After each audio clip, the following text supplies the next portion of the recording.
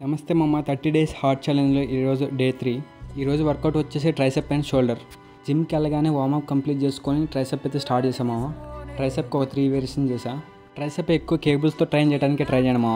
కేబుల్స్తో train చేయడం వల్ల మన ఎల్బోస్కి అయితే లోడ్ పడదు, మజిల్ కూడా ప్రాపర్గా డ్యామేజ్ అవుద్ది. మీరు ఏ మజిల్ ట్రైన్ చేసినా కానీ మిషన్ మీద చేయడానికి అయితే ట్రై చేయండి. మిషన్ మీద చేయడం వల్ల మనకి ఇంజురీస్ అనేవి అసలు అవ్వవు.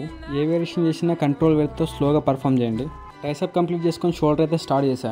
ఫస్ట్ అయితే లాటరల్ అయితే ఒక 3 సెట్స్ కొట్టా. ఈ వేరియేషన్ చేసేటప్పుడు మన హ్యాండ్స్ అయితే షోల్డర్ లెవెల్ వేస్తే చాలు. ల్యాప్ లైన్ వెయిట్లు వేసుకొని స్వింగ్ అవ్వకుండా చేయకండి. అసలు కంట్రోల్ వెళ్తూ స్లోగా పర్ఫామ్ చేయండి.